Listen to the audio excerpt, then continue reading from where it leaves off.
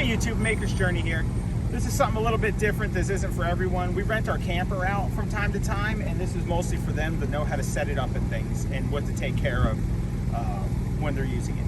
So first step is I always check the gas.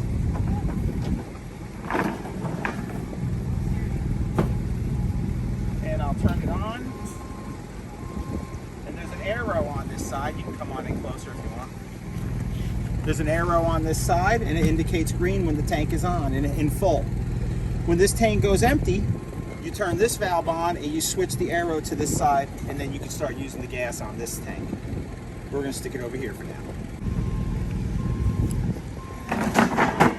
And you have an access point up top. All right, let's go around here.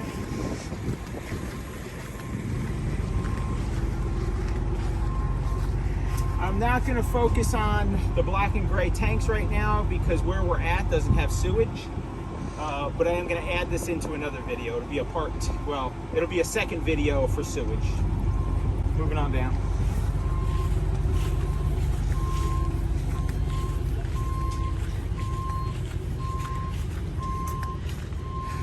I've already got the city water hooked up, and you want to make sure you go inside of here and turn your electric water heater on. Switch is down below, make sure it's in the on position.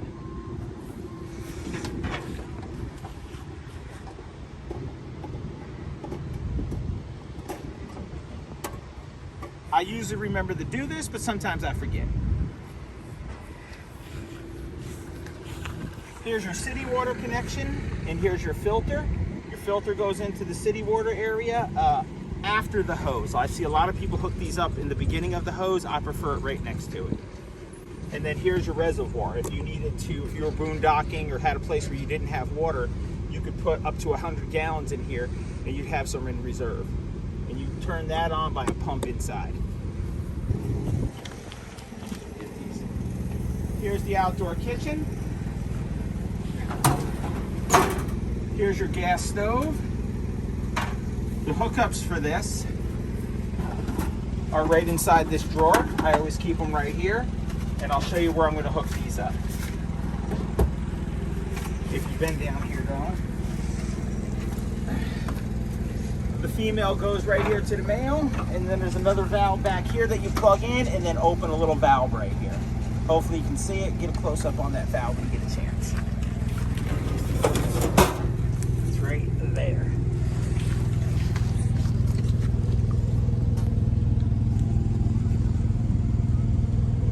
The outside kitchen functions fine. Water, hot and cold. You also have an outdoor refrigerator for your use. Up top here are barbecue brushes and grills and things to cook with. There's also a small burner in here and a fire extinguisher right there.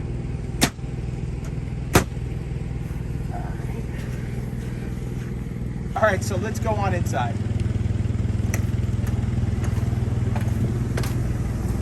How you secure the camper at night is when you close it, flick that little red button to the left, and you're locked in for the night.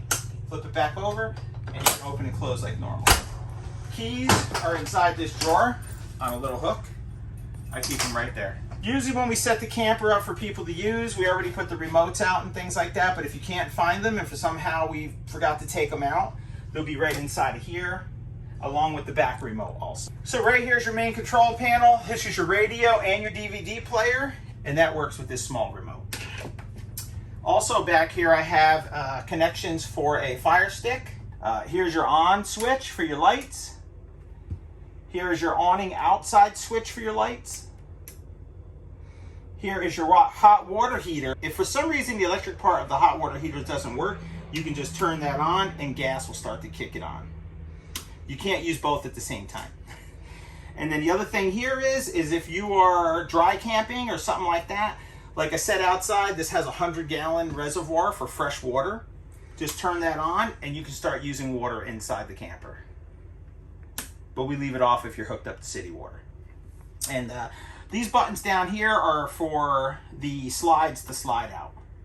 So, and like I said, we generally have this set up for you before you get here so that you don't have to worry about it.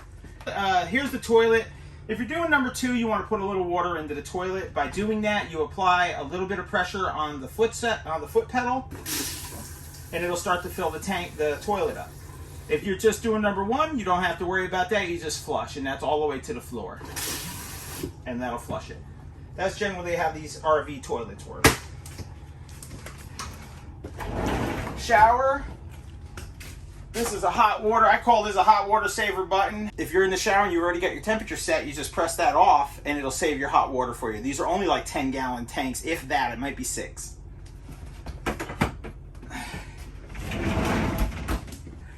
The master suite. You can come on in. This also has access to the bathroom. And obviously your light switch and your TV is right here, and the remote is generally located in one of these little side drawers right here. And to turn the front air conditioner on, you just turn it on the cool side facing. Make sure you're in cool, not heat, and that'll run the front air conditioning unit. I'm gonna go ahead and turn it off for now. All right. The couch is also a bed. It pulls, you take the 2 cushions off and you pull it out from right here and just plop it on out, and you can lay there and it sleeps too. The dinette is not a bed. Just so everybody knows, everybody thinks it's you can sleep on it. I guess 2 small children could, but there's no supports to link them all together. Switch for the light is up here. I don't like this setup, but it works. Now we're going to talk about the heating and air conditioning. When you first touch it, it's going to come on, light up blue, hit it again, and this is where you can select if you want high, low, or auto to blow. And then you hit it again, and that's air conditioning. Hit it one more time, and that would be heat. But we're going to go to air conditioning. That's going to kick on in a second. If you close this valve right here, you're going to distribute the air conditioning throughout the camper. Refrigerator is not gas and electric like it is in some campers. This is just electric because it's almost like a full-size refrigerator.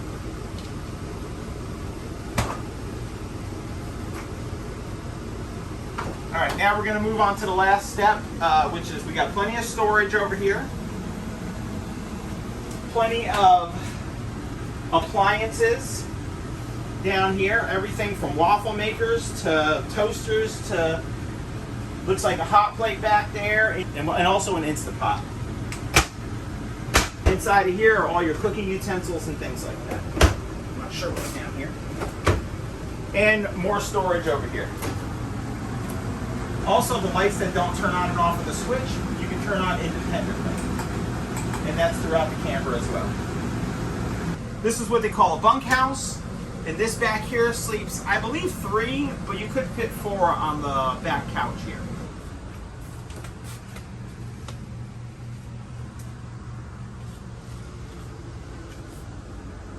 The TV does work. Generally, they've got to be programmed wherever stop you're at. There's plenty of books in here and games for the kids on this side. There's also 2 drawers for storage down there and storage here for clothing. All right, that's it. I hope you guys enjoyed the video. This is really just to help our customers out and point them in the right direction to get them started on their vacation.